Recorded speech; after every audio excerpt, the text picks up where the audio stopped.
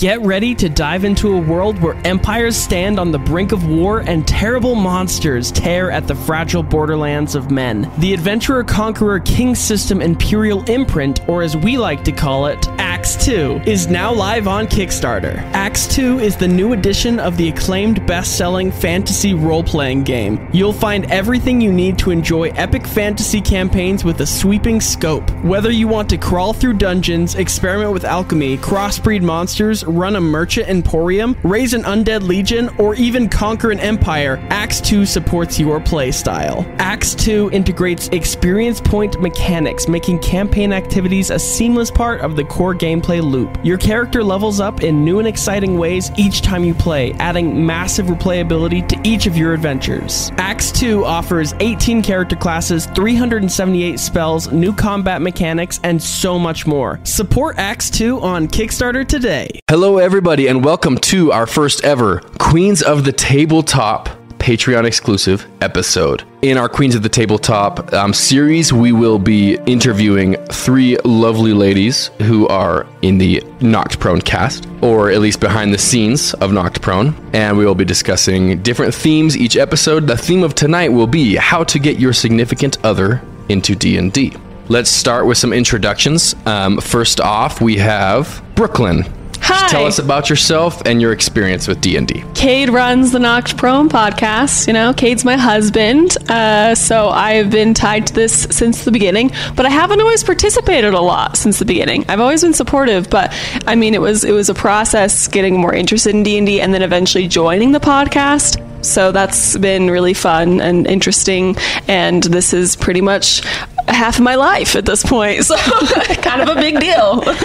All right, Marrissa? All right, hi.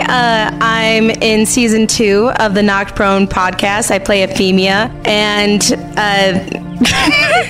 I'm terrible at this. But yeah, so I've been playing D&D on and off, mainly off for probably 6 years now.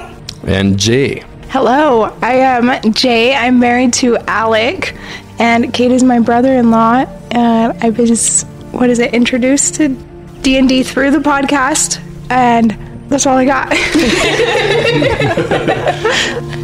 Okay. Thanks, guys. All right, so we will start with our first question. I will just admit, I did a terrible job of isolating who submitted what questions for this episode. This one also came together super quickly, but we had submissions from different Patreon and Instagram submissions. Ograd for sure was one of them. Derek from How Not to DM was another. Thank you everybody for whoever submitted questions. But to start, how long have you been playing D&D? Jalen, you start. Not long. I have played 2 games, maybe two one-shots, both with Alec. Marrissa? Very recent. Mine has been about 6 years. Well, I started 6 years ago. I took a very long hiatus of about 4.5 years. And I've been playing pretty steadily for about the last year. I'm Brooke. I played my first game of Dungeons & Dragons, I think about 5 years ago, but then I also took a long break for a bit. Like, I didn't really get into it at that point. And then once Cade got really into it, around the time that he started getting interested in starting the podcast, we played a little bit. But it's really been in the last 2 years that I've played very, very consistently. What got you interested in playing D&D? Let's start with Marrissa. Ooh, I'm going to let out some secrets here. And you know this already. Yeah, you're right. So I used to be really into the Tumblr days of fan fiction. Not even going to lie there. So I wrote a ton of original characters on that, and I had a lot of fun with it. Also, I was obsessed with witches. So that's the whole reason why all I wanted to get into was D&D on the rule that I had to play something witchy. That was my only standard, even 6 years ago. Brooke, what got you interested in playing D&D? Got me interested. So very directly, it was definitely Cade. I mean, when we very first played my first game, again, 5 years ago, that was just with some friends. It was just game night, we're going to play D&D instead of board games. That was kind of the thing. And so I played because it was through friends and everything, but I wouldn't say that's what got me interested in it, because we only played that one time or 2 times maybe that I went. So it was definitely Cade after that. As Cade got more and more obsessed, his obsession level grew and grew, definitely led me down the path of learning more about it and hearing him talk about it. And then, of course, he was so excited to have me play and be a part of it. So I did. Obsession is the word. Yes. Yes. Yeah, technical term. And very true. Jalen, what got you interested in D&D? Ooh, I'd have to go kind of along the same lines as Brookelin as far as game nights. You know, Alec and I, and even with Kate and Brookelin, have always enjoyed game nights and different styles of games. So this is kind of like another version of that for us, or something to do together, like me and Alec together or with a group of friends. For a long time, I was probably really intimidated because it felt like there was so much information or so many rules to learn, or spells or this or that. And it's just like this open world and you can do anything. But after playing the first time and then another time, you really can just start. And it doesn't matter that you don't know everything right away because your friends know, or you can, you know, get corrections or make changes. And so that's what made it fun is that it's open.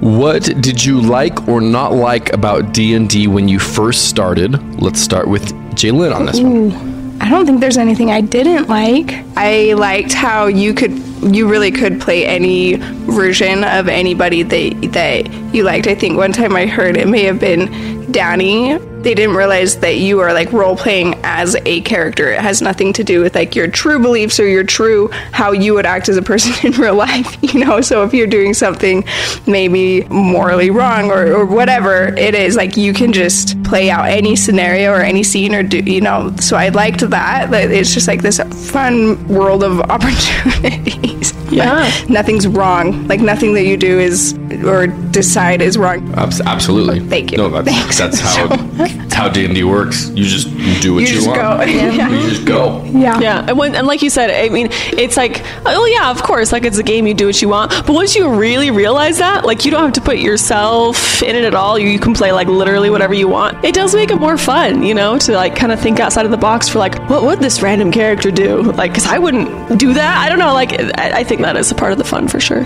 Marrissa. I'll start with what I didn't like, and that was the math. There is math. Yeah.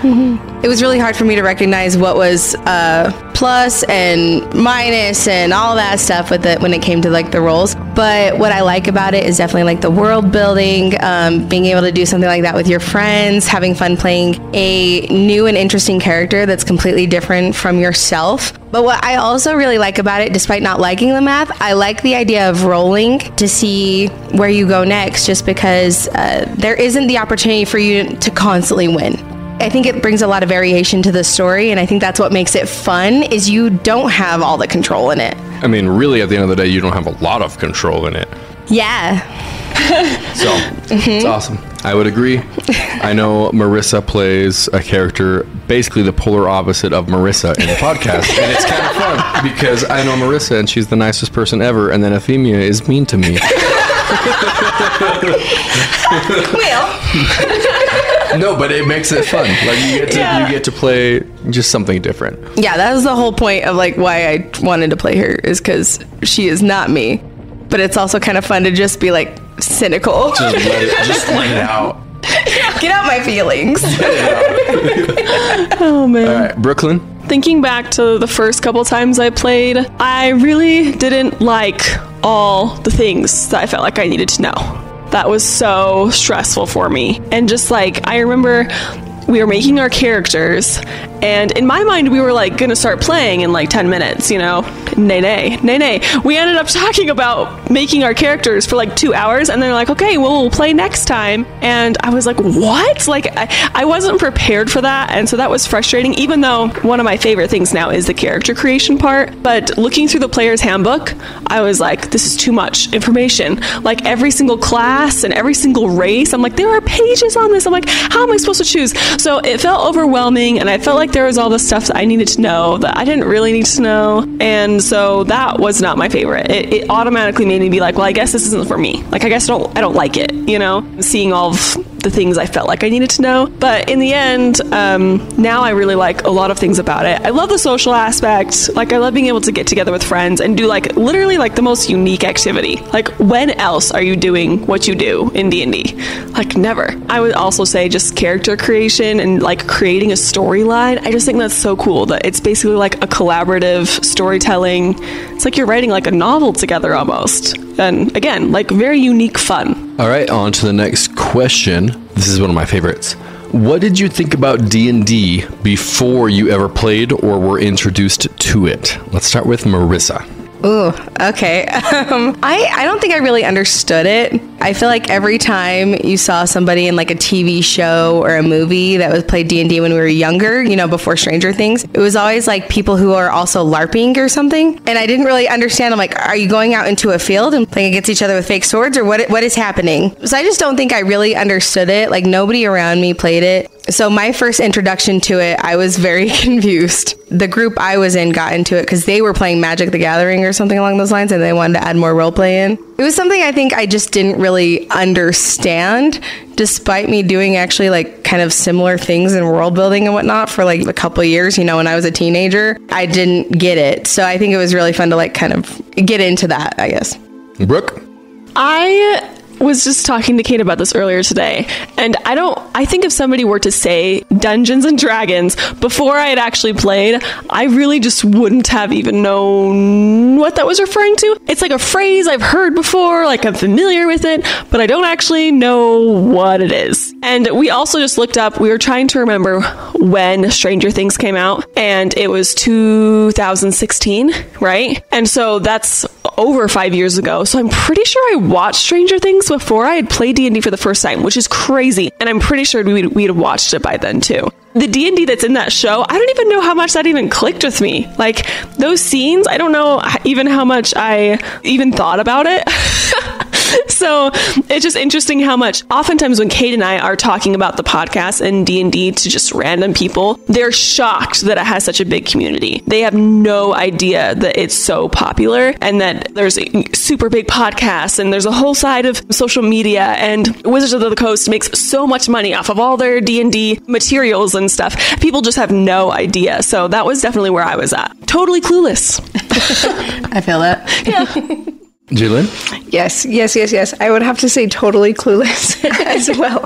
I think that the same thing on Stranger Things. I thought they were playing a board game. I had no idea. I never picked up on any of that till way, way, way later, even probably after, the first season of Cade's podcast did I realize that's what they were playing. Like, I just didn't know that much. If I did hear the term, it's probably awful to say, but it's like in the same realm as maybe Pokemon. I'm thinking they have cards and they're like battling back and forth, and the storyline, I had no idea how much it can build, and like that you're creating this whole world. So before, listening to the first podcast, there's nothing. Didn't know much. How were you convinced to play? We'll start with Jay. I was bribed. I was not bribed. I saw how much fun Alec had every single night coming home, so excited about this character, this happened, and he just wanted to talk about what could happen or plan with Kate or the phone calls, and it just seemed like this big, fun, exciting activity. I'm like, I want to be a part of it. So that is what convinced me. Is just like, it looks like it's quality time too, or it seemed like it was, and now I know it's just like fun to do together. That's what convinced me. Yeah. Marrissa? I was bribed.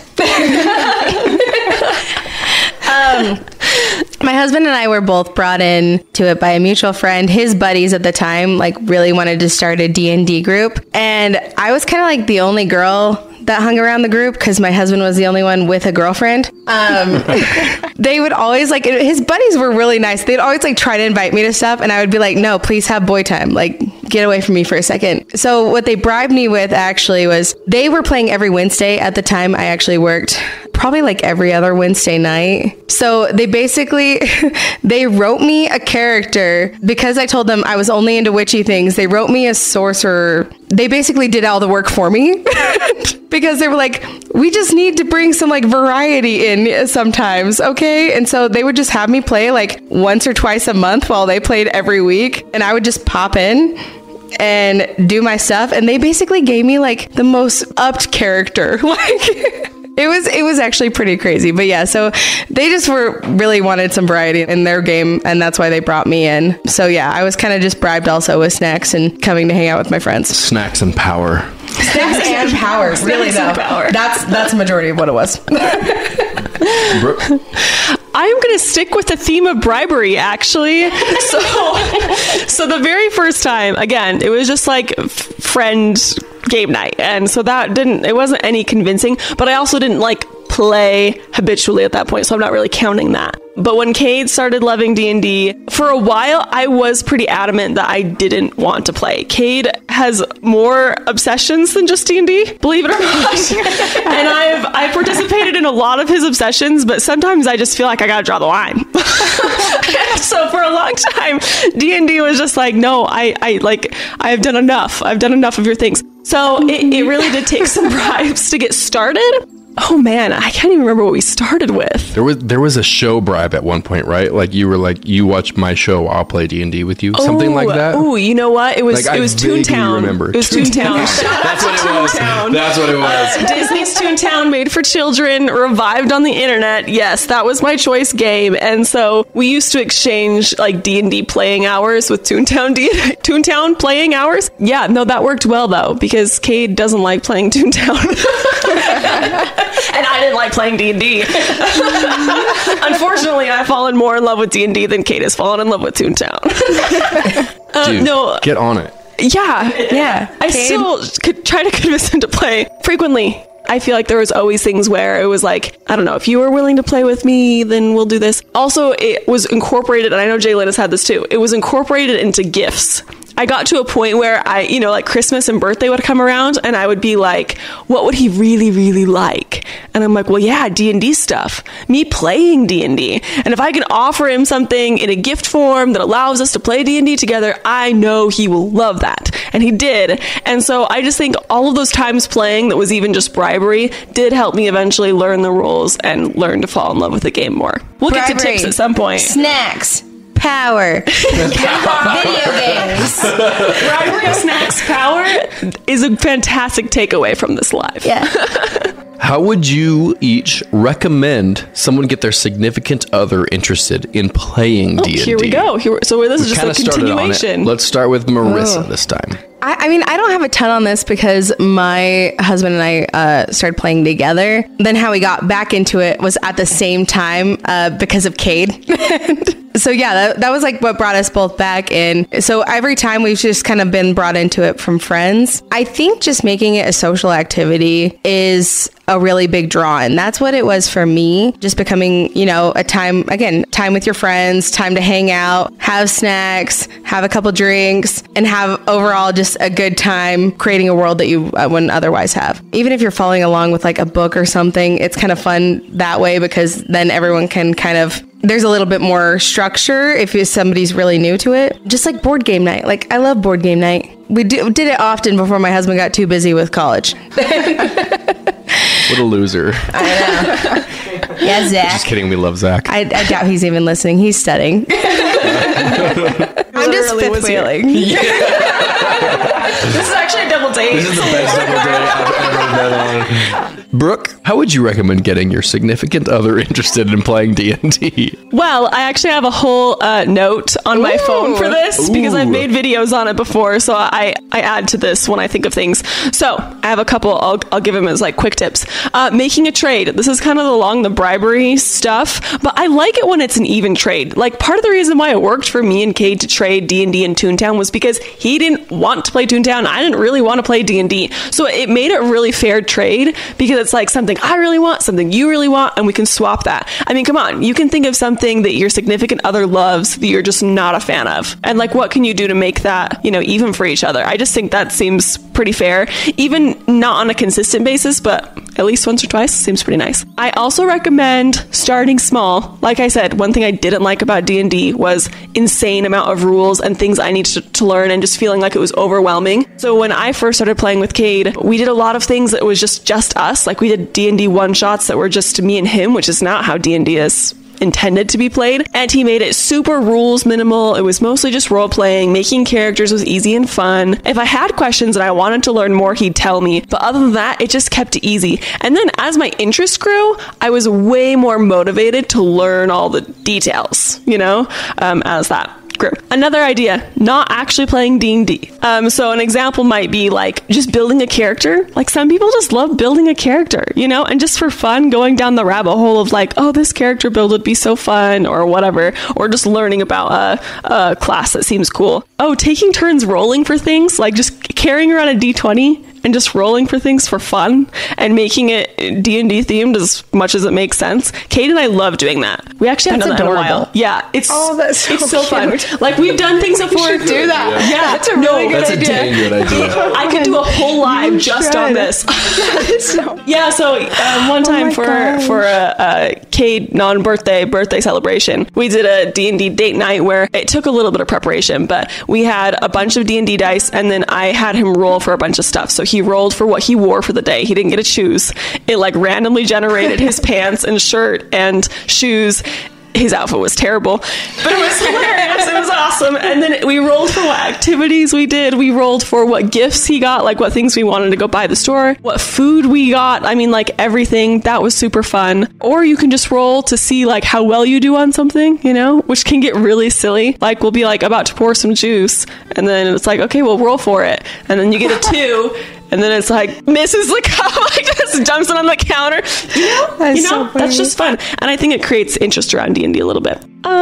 Listening to a D&D podcast together. That's my other non-D&D activity to get them interested. Actually, that is one way I got interested, is we went on a long road trip. Cade was driving, so I let Cade choose because I was like kind of napping on and off. And he was listening to Sneak Attack, which was his first love as a D&D podcast. And I totally got sucked into the storyline from listening to that. A couple more things. Offering to make a game that's kind of more related to your partner's interests. So maybe like a D&D game that's focused around a certain movie or a TV show or a video game, or, just an aesthetic, like whatever they're interested in. Like you talked about witchy stuff. So if it was more focused on witchy things, it's like, this is kind of exciting. This is fun. And if it was something, I don't know, like steampunk, maybe you would have been like, I'm not vibing with it, And then my last thing is making bets. This is another thing that Cade and I did a lot. We went through an Uno phase where we'd play Uno with each other. I remember the Uno phase. We need to do this again. It was a fun time. And so we would say like best out of 5 for Uno games, and then we'd have bets on what would happen for like winners and losers. So oftentimes Cade's thing was to have us play a game, something D&D related, and then I had to follow through. But I also had bets of my own. That's another very fun way. But notice all these things are really still based around interest and fun.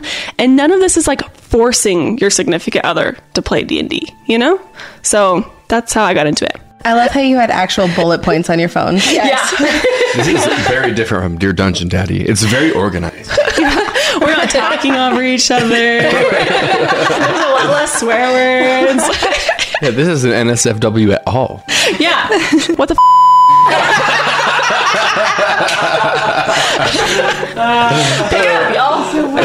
Oh man. Okay, well, Jaylin, good luck following that. Thank you. How would you recommend someone get their significant other interested in playing D&D? So I'm starting to wonder if you shared that bullet list with Alec before any of this. Because I'm like, of course what not. did Alec do? I think that I could take a lot from what Brookelin said, because it was, when Alec was introducing it to me, he was saying all those things, which I think obviously worked because now I'm interested and I love it. I think playing off of like favorite TV shows or interests, and once I realized, I will watch the same TV show time and time again, over and over again. It's Criminal Minds and Monk for me. And Alec comes up to me and is like, well, you could be Monk. You could create a character that is a detective trying to find something. And then Cade makes this fun game for me that's, where we built this detective character and we're trying to solve a mystery, and it works for me. So I think all those tips that Brookelin said. All right. No, I didn't. We see may that. or may not have talked about it at some point. I don't know. Never. I've always wondered. Never. What could we do? The next question I have submitted is almost the same as the last one, so I think I'm going to skip it. It's tips on how to get your significant other started. Do you guys have anything to add to that, or should I move forward? Yeah, I would just add, it really, really, really helped that Alec made it as simple as possible, helping set up the character. Like, he sat right there with me. We had an app. He briefly explained everything, but he's like, you'll learn more about this moving forward. Or he'd give me like the bullet points on the race or the, like the subclass and things like that. Just made it so incredibly simple. Yeah, I made it so simple. So simple. Like, when we were looking through subclasses, I was like, this one hits a little harder. This one uses fire. Mm-hmm. This one is kind of sneaky. And you know me well. that simple. Yeah, make it simple. Sit there with your person and you know them, so you know what they might lean towards when it comes to character building. Just to build off what you said before, when my buddy was trying to get Zach and I really into it, he actually introduced us to a podcast, and I completely forgot that until you said that. What podcast was it? It was How Friends Roll. I don't think it's still going. Probably a 2017, 2018 podcast. And we legit named our dog after one of the characters. What? I don't think I ever told you that. Her name was Luna Banyance, after one of the characters in that podcast. Yeah. And so our first dog was named after a character in a D&D podcast, and that was my first introduction to like actually understanding what it was, and I got really into it. Help your significant other follow what they're interested in. Right? So if they're like super into character creation, then go a little heavier on the character creation. If they're like, come on, like, let's just get on with it and play, then make that really easy and focus more on the storyline. Like, whatever they're showing interest in, lean into that a little more, because as you know, any part of D&D could be a rabbit hole of stuff. And so if you stick with what they're interested in, then you can give information where they want it, and then just kind of gloss over the stuff that they don't want to deal with right now. And I think that makes it more fun. I'm going to add one thing. I'm not a queen. You guys are queens. But to add on to Jalen's, when we did Jalen's last session, which eventually I think will be released on the Patreon because it was Zag and one of Jalen's characters in Shadowfell, spell slots were confusing to her. So we didn't use them. She did not have spells stocked. She did not have spell slots to take any, she didn't have to keep track of. It was empty. And if she decided she wanted to try and cast a spell, she could say, do I have a spell that can do this? And we would just look through the list, stock it at that point, and then cast it. Yeah.